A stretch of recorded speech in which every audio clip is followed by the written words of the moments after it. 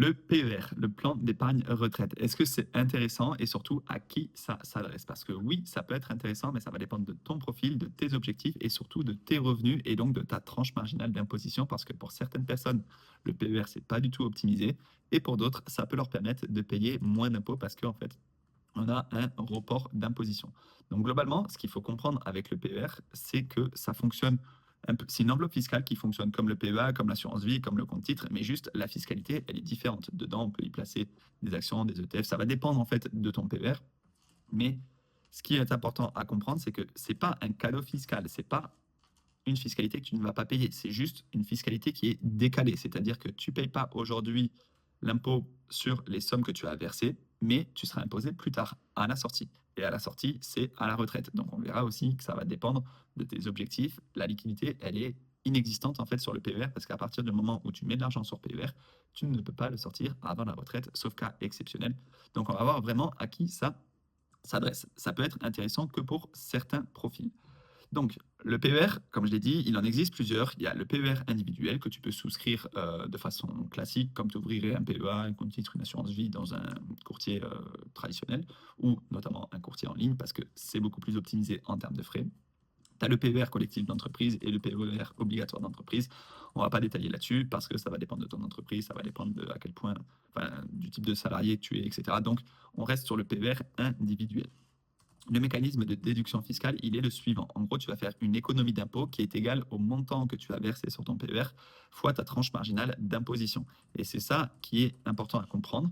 Dans quelle tranche marginale d'imposition tu te situes? 0, 11, 30, 41 ou 45%. Et on verra que c'est que pour les tranches marginales d'imposition les plus élevées que le PER peut être avantageux. Donc, ce qu'il faut retenir, c'est que on a aussi un plafond de versement sur le PER. On ne peut pas verser une somme illimitée. Donc, ce plafond de versement, il est amené à évoluer peut-être en fonction des différents gouvernements qu'il y a en France. Mais aujourd'hui, ce plafond, si tu ne l'as pas atteint, tu peux faire un report sur 5 années contre 3 auparavant. Mais c'est-à-dire que si tu n'as pas atteint le plafond cette année, l'année prochaine, ton plafond peut être un peu augmenté parce qu'il y a de l'argent que tu n'auras pas versé sur ton PEA en 2026, donc tu pourras le faire en 2027. Ce qu'il faut comprendre, c'est que c'est vraiment pas un cadeau. C'est juste que tu repousses l'imposition à plus tard. Donc, en fait, le gain réel du PER, il ne vient pas de la déduction, il vient de deux leviers. C'est la différence entre ta tranche marginale d'imposition à l'entrée et à la sortie. Si aujourd'hui, tu es fortement taxé et que quand tu seras à la retraite, tu seras beaucoup moins taxé, alors là, ça peut être intéressant. Et il vient de l'effet de l'investissement de l'économie d'impôt. Donc, en fait, chaque année, l'économie récupérée, par exemple, 1 500 euros sur une tranche marginale d'imposition à 30% pour 5 000 euros versés. Donc, pour détailler, donc c'est 5 000 euros versés sur PER. Tu économises donc environ 1 500 euros d'impôt.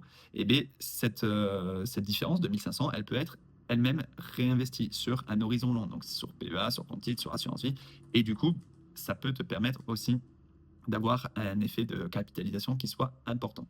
Donc, c'est vraiment le double levier qui peut te permettre d'être rentable sur le PER. Mais attention, il y a un énorme piège, c'est que l'argent est bloqué jusqu'à la retraite. En fait, ça, c'est l'autre phase du PER et c'est le défaut le plus lourd. Donc, en termes de liquidité, on n'est vraiment pas du tout sur la même chose qu'un compte titre, par exemple, ou même qu'un PEA, parce qu'un PEA, au-delà de 5 ans, tu fais ce que tu veux. C'est bloqué pendant 5 ans, et même, c'est pas réellement bloqué pendant 5 ans. Si tu as besoin, en toute urgence, de vendre tes actifs dans ton PEA, juste, tu bénéficieras pas de l'avantage fiscal et ça va clôturer ton PEA, mais tu peux récupérer cet argent.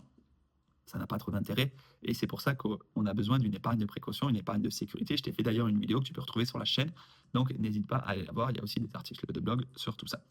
Mais le PER, là, c'est bloqué. En fait, tu ne peux pas toucher l'argent si tu as envie de financer un projet, si tu as envie de faire face à un imprévu ou juste de récupérer ta liquidité. C'est une différence radicale avec les autres enveloppes d'investissement.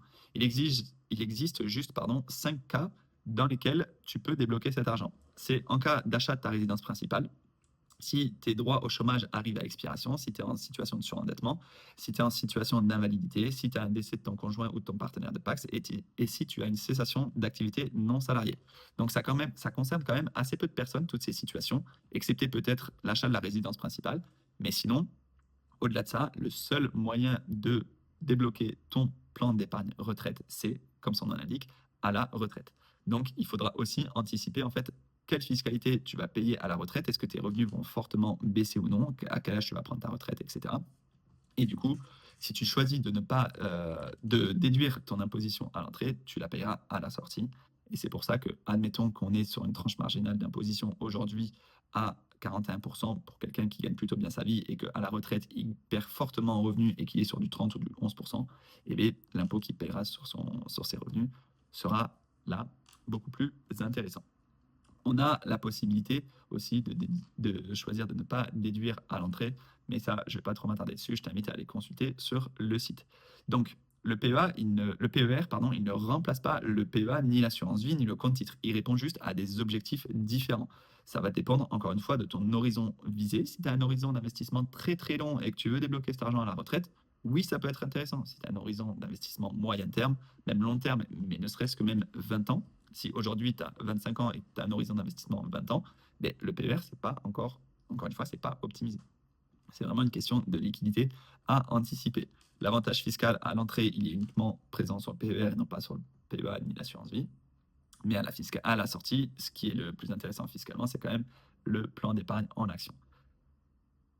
Je t'invite à aller consulter l'article. Si tu as des questions, n'hésite pas à me les poser juste en dessous en commentaire. N'hésite pas à aller voir sur le site aussi. Tu as pas mal d'outils, par exemple le simulateur pour ta retraite, si tu veux savoir combien d'argent tu auras besoin à la retraite. Si par exemple aujourd'hui tu as 30 ans, tu veux partir à la retraite à 60 ans, donc tu as encore 30 années d'investissement devant toi. Tu veux une rente mensuelle de par exemple 2300 euros et tu fais un apport mensuel actuel de, on va dire, 550 euros à un rendement estimé de 7,5%, on va dire c'est le rendement en moyenne du S&P 500, du MSCI World, et bien ça te fait des petites simulations. En fait, ton capital de retraite nécessaire est de 690 000 euros. Et comme ça te permet un petit peu de te projeter. Tu as aussi un simulateur pour l'imposition en fonction du PEA, du compte titre, de l'assurance vie. Alors là, je t'ai pas mis le PER parce que c'est vraiment des situations très particulières, mais je t'invite à aller voir tous ces outils, tous ces simulateurs qui sont sur le site et tous les articles de blog que tu retrouveras juste ici en fonction des différentes catégories. Voilà, n'hésite pas à me faire tes suggestions, n'hésite pas à me poser tes questions, je pourrais y répondre si c'est dans mes compétences. On se dit à très bientôt, prends soin de tes investissements. Ciao.